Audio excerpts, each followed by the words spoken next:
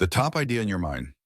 July 2010, I realized recently that what one thinks about in the shower in the morning is more important than I'd thought.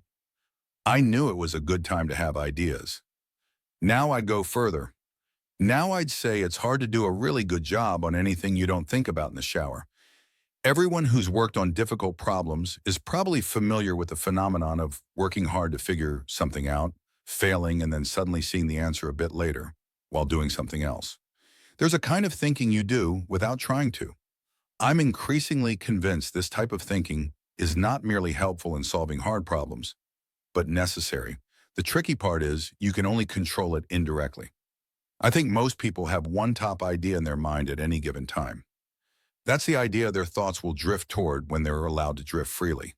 And this idea will thus tend to get all the benefit of that type of thinking, while others are starved of it.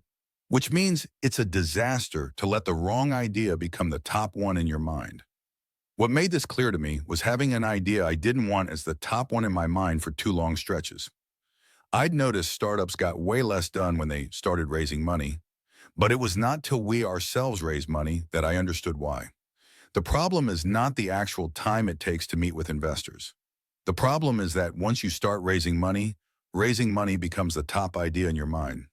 That becomes what you think about when you take a shower in the morning. And that means other questions aren't. I'd hated raising money when I was running ViaWeb, but I'd forgotten why I hated it so much. When we raised money for Y Combinator, I remembered. Money matters are particularly likely to become the top idea in your mind. The reason is that they have to be. It's hard to get money. It's not the sort of thing that happens by default. It's not going to happen unless you let it become the thing you think about in the shower. And then you'll make little progress on anything else you'd rather be working on. I hear similar complaints from friends who are professors. Professors nowadays seem to have become professional fundraisers who do a little research on the side. It may be time to fix that. The reason this struck me so forcibly is that for most of the preceding 10 years, I'd been able to think about what I wanted. So the contrast when I couldn't was sharp. But I don't think this problem is unique to me, because just about every startup I've seen grinds to a halt when they start raising money or talking to acquirers. You can't directly control where your thoughts drift. If you're controlling them, they're not drifting. But you can control them indirectly by controlling what situations you let yourself get into. That has been the lesson for me. Be careful what you let become critical to you. Try to get yourself into situations where the most urgent problems are ones that you want to think about. You don't have complete control, of course. An emergency could push other thoughts out of your head. But barring emergencies, you have a good deal of indirect control over what becomes the top idea in your mind. I've found there are two types of thoughts especially worth avoiding. Thoughts like the Nile perch in the way they push out more interesting ideas. One I've already mentioned, thoughts about money. Getting money is almost by definition an attention sink. The other is disputes. These two are engaging in the wrong way. They have the same Velcro-like shape as genuinely interesting ideas, but without the substance. So avoid disputes if you want to get real work done. Even Newton fell into this trap. After publishing his Theory of Colors in 1672, he found himself distracted by disputes for years, finally concluding that the only solution was to stop publishing. I see I have made myself a slave to philosophy, but if I get free of Mr. Linus's business, I will resolutely bid adieu to it eternally, accepting what I do for my private satisfaction or leave to come out after me. For I see a man must either resolve to put out nothing new or become a slave to defend it. Linus and his students at Liège were among the more tenacious critics. Newton's biographer Westphal seems to feel he was overreacting. Recall that at the time he wrote, Newton's slavery consisted of 5 replies to Liège, totaling 14 printed pages over the course of a year. I'm more sympathetic to Newton.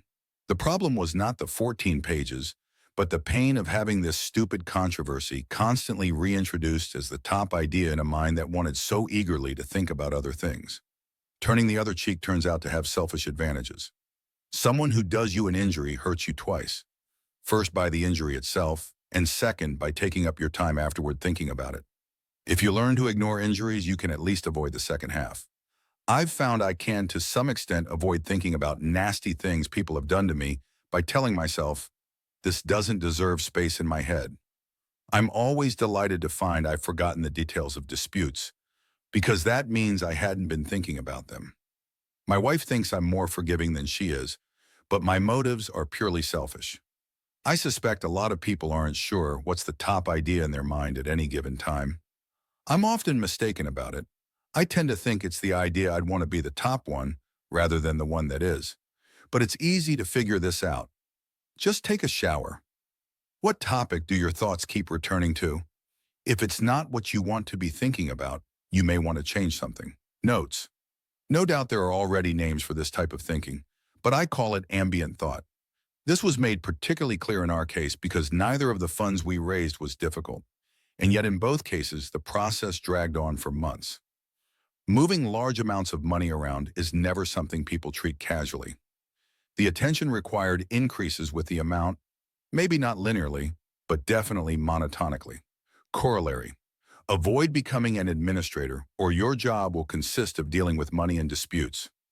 Letter to Oldenburg, quoted in Westfall, Richard, Life of Isaac Newton, page 107. Thanks to Sam Altman, Patrick Collison, Jessica Livingston, and Robert Morris for reading drafts of this.